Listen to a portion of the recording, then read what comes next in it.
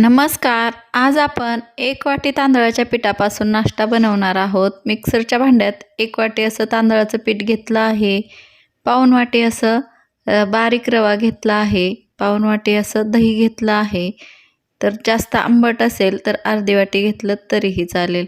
मिरच्या घेतल्या आहेत 3 ते 4, 2 इंच आलं आणि लसूण पाकळ्या घेतल्या आहेत 3 ते 4. चवीनुसार मीठ टाकून घेतलं आहे आणि 1 वाटी असं आपल्याला यामध्ये पाणी टाकायचं आहे आणि हे चांगलं मिक्स करून घ्यायचं आहे आणि मिक्सरला आपल्याला हे छान असं बारीक करून घ्यायचं आहे, म्हणजे मिक्स करून घ्यायचं आहे. तर हे छान मिक्स झालं आहे. अजून आपल्याला अर्धी वाटी असं पाणी टाकायचं आहे. तर हे चांगलं मिक्स करून आपण अजून एकदा फिरवून घेऊया. छान असं फिरवून घेतलं की आपल्याला एका मोठ्या भांड्यात काढून घ्यायचं आहे हे. आणि खूप झटपट असा हा नाश्ता बनतो, म्हणून ह्या पद्धतीने जाळीदार असा नाश्ता बनवून नक्कीच खाऊ शकता तुम्ही. थोडंसं मिक्सरचं भांडं इसळून घेतलं आहे, जास्त पण पाण्याची गरज लागत नाही. 1 वाटी तांदूळ आणि पाऊण वाटी असं बारीक रवा आणि अर्धी वाटी दही, यासाठी 1.5 वाटी पाणी असं पुरेसं होतं. आणि हे झाकून आपल्याला 10 ते 15 मिनटासाठी साईडला ठेवूया. तोपर्यंत चटणी करून घेऊया हिरवी. ओलं खोबऱ्याचे काप, शेंगदाणे भाजलेले आणि कोथिंबीर 1 वाटी असं घेतले आहे. आणि कढीपत्ता किंवा पुदिनाही घेऊ शकता तुम्ही. पुदिना घेतला आहे इथं मी आणि मिरच्या घेतल्या आहेत 2 ते 3, लसूण पाकळ्या आणि थोडंसं अद्रक घेतलं आहे. तर हे चांगलं आपल्याला मिक्सरला बारीक करून घ्यायचं आहे अगोदर आणि नंतर थंड पाणी टाकून अजून एकदा ह्याची पेस्ट चांगली बनवून घ्यायची आहे. चवीनुसार मीठ टाकायचं आहे. हे असं केल्याने आपली चटणी जास्त अशी दाटसर होते आणि बारीकही छान होते. तर ही आपली चटणी आत्ता तयार आहे. तर एका भांड्यामध्ये काढून घेऊया आपण आणि ह्याला तडका देऊन घ्या.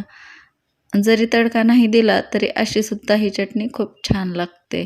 तर आपण तडका देऊन घेऊया.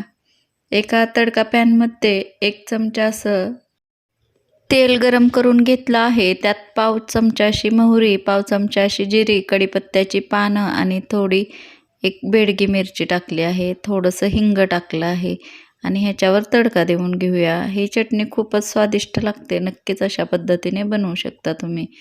आणि ही चटणी तयार आहे. तर आपला आता आपण नाश्त्याचा जाळीदार असा आपल्याला नाश्ता बनवून घ्यायचा आहे. त्यासाठी एका प्लेटला तेल लावून घ्यायचं आहे. तूप किंवा तेल लावू शकता तुम्ही. आता हे मिश्रण आपलं तयार आहे. तर हे मिश्रण अशा पद्धतीने आपलं तयार आहे. जास्त पातळही असेल तर आपला नाश्ता हा जास्त फुगणार नाही. अर्ध पॅकेट असं मी इनोचं घेतलं आहे आणि ते छान असं आपल्याला ह्यामध्ये मिक्स करून घ्यायचं आहे. मिक्स करून झालं आहे. तुम्ही बघू शकता हे पीठ छान फर्मंट झाल्यासारखं दिसतंय आणि आत्ता ह्या ताटात, तेल लावलेलं ताटात आपण ओतून घेऊया. आणि एकीकडे कढईत मी पाणी गरम करायला ठेवलं आहे. यावर आपण लाल मिरची पावडर किंवा जिरा पावडर अशी भुरभरू शकतो. तुमच्या आवडीनुसार काळी मिरी पावडर टाकली तरीही चालेल. पाणी छान उकळलं आहे कढईमध्ये. त्यामध्ये ताट ठेवून आपण वरून झाकण ठेवून हे 15 ते 20 मिनटासाठी मध्यम आचेवर वाफवून घ्यायचं आहे. आणि हे छान वाफवलं आहे का ते आपण एका काट्याच्या चमच्याने किंवा सुरीने बघू शकतो. ही आपला चाकू चांगला असा क्लीन येतोय, म्हणजे हा नाश्ता छान वाफवून झाला आहे.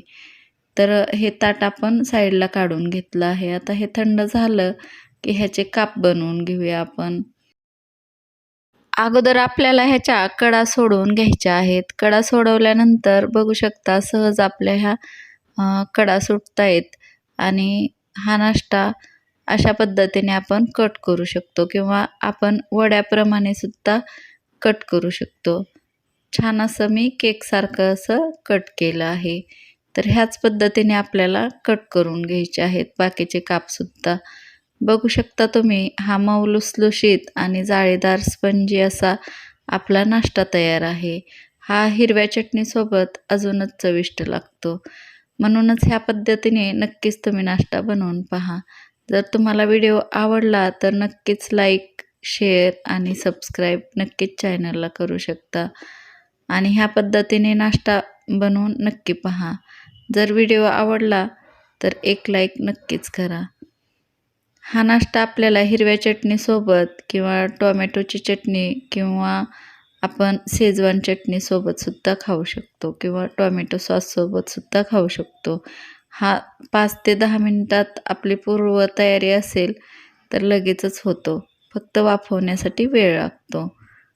खूप झटपट असा नाश्ता हा बनतो. नक्कीच बनवून पहा. आपण आता हा नाश्ता छान असा सर्व करूयात हिरव्या चटणीसोबत. तुम्ही बघू शकता किती छान दिसतोय हा नाश्ता. तसाच चविष्टसुद्धा आहे आणि हेल्दीसुद्धा आहे आणि झटपट तयार होणारासुद्धा आहे.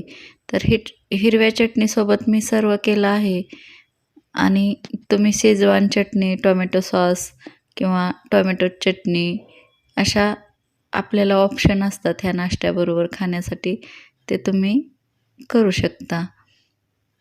ही चटणी खूपच छान, ह्या चटणीसोबत हा नाश्ता अजूनच रुचकर लागतो. भेटू अशाच नवीन रेसिपीसोबत.